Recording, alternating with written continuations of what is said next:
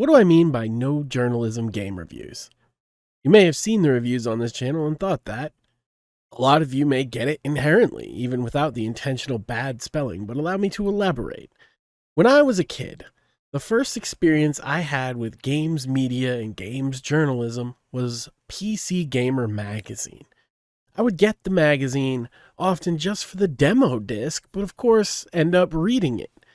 I was a PC gamer even then, and when many in my age remember fondly NES, SNES, N64, PlayStation, Dreamcast, and more, and I certainly played all of them to varying degrees, my true love was my MS-DOS PC, a Tandy T1000X, to be exact, and later an HP Pavilion with Windows 95 and later Windows 98. So a demo disc, review of current PC games and loot, and other cool tech and maybe some cheat codes? What more could a kid like me ask for? I can still see the layout of the big Half-Life cover story. I can remember reviews for Blood, Turok 2 Seeds of Evil. I remember playing the demo of Tony Hawk's Pro Skater 2, which many considered to be a console game, over and over and over, and yes, on a keyboard.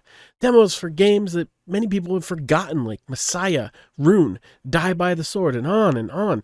Hours and hours sunk into all of these demos. I subscribed to PC Gamer for years. Indeed, I didn't have a rather happy childhood. It was quite dark. And PC Gamer and the games in its pages and on its demo disc, and they kept it a little bit brighter. In many cases, those demos were the only new games I got for years. And the handful of games I was lucky enough to afford by paper routes or scrounging change, recycling cans and bottles for months, those were bright spots for me too, in my escape from the terrible world around me. I read and reread previews, reviews, tech articles, opinion pieces every month. I would treasure each issue. Sometimes I would buy a game on their recommendation with the very little money that I had. I kept that subscription into adulthood.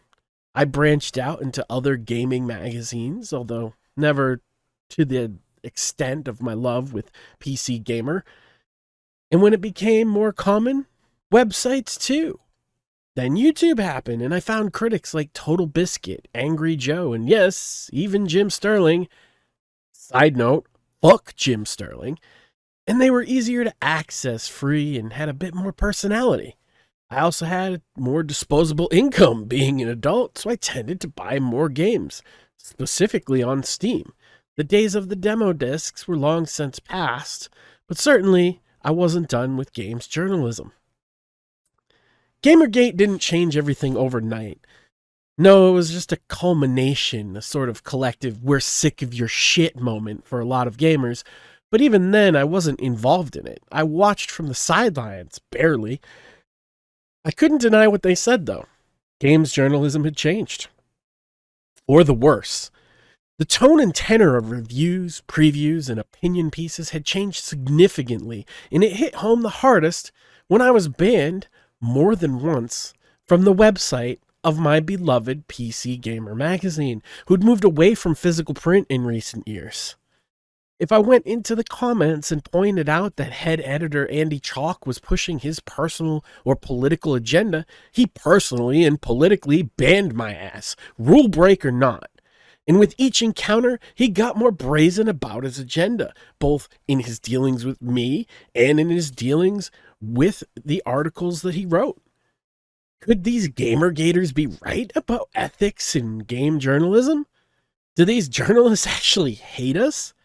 Had PC Gamer finally betrayed me?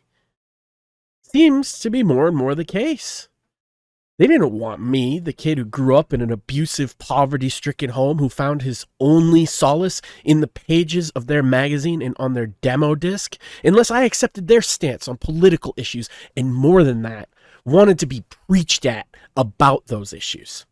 My sanctuary from the storm became a lecture hall where a man told me about how his moral worldview was the only right one, condemned my moral worldview, and any game that didn't adhere to his pseudo-morality was heresy, and for the heretical crime of questioning him, you were cast off into the pits of damnation by the banhammer. There was no dialogue. You were bad, evil. He was righteous, and that's all there was to it. And so, my subscription of almost 20 years ended. Yet there was Total Biscuit and all of his friends, and the people I found on YouTube. A light in the abyss, as it were. Here was a man who gave me, in super autistic detail, the critique and gameplay in his groundbreaking WTF Is series, and so things were okay. TB, much like PC Gamer in days gone by, sold me on more than a few games. Then the virtue signal mob went mainstream during the 2020 election and forced sides to be taken. Either you were with Andy Chalk or you were with those filthy gamer gators who did whatever bad thing that we can think of, and usually worse. Suddenly games weren't about mechanics, graphics, story, or anything like that. The rise of sites like Polygon and Kotaku meant that games were about race and gender and bigotry and fascism. Guilty, all of them, of supposed sins against the one true religion of woke. Heresy. Gamers? Psh, burn them at the stake. Even critics, mentioned above, like Jim Sterling and Angry Joe, both went full social justice paladin, cleansing the land of us evil heretics who dared have wrongthink. People who didn't share their politics, basically.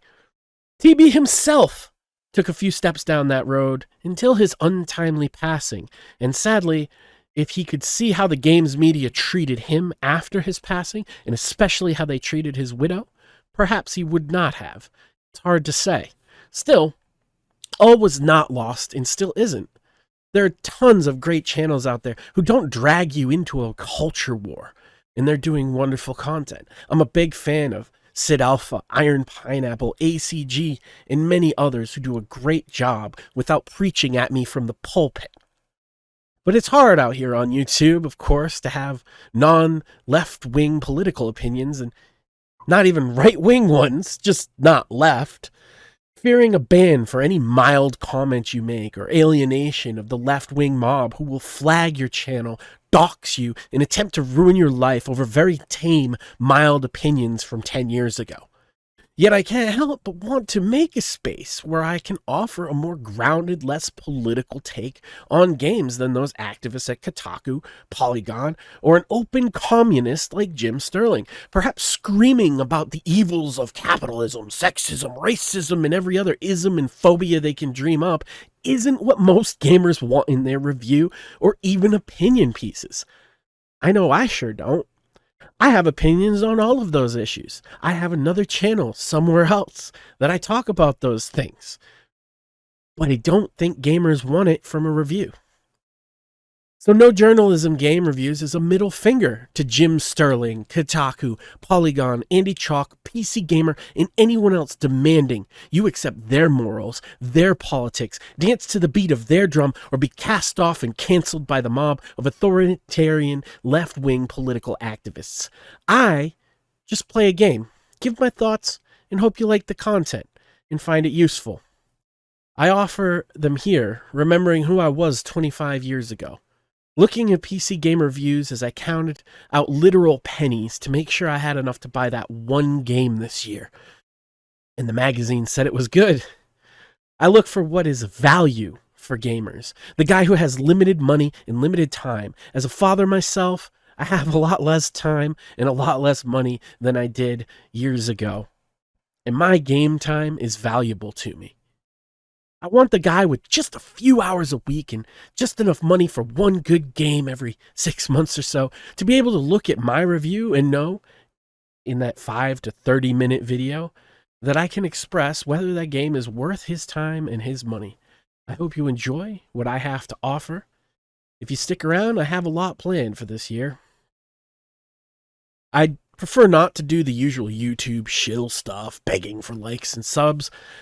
I figure You aren't stupid, and if I earned that sub or like, you'll give it of your own accord. However, if you are into the content, you like what I have to say, check out my Guilded server in the description.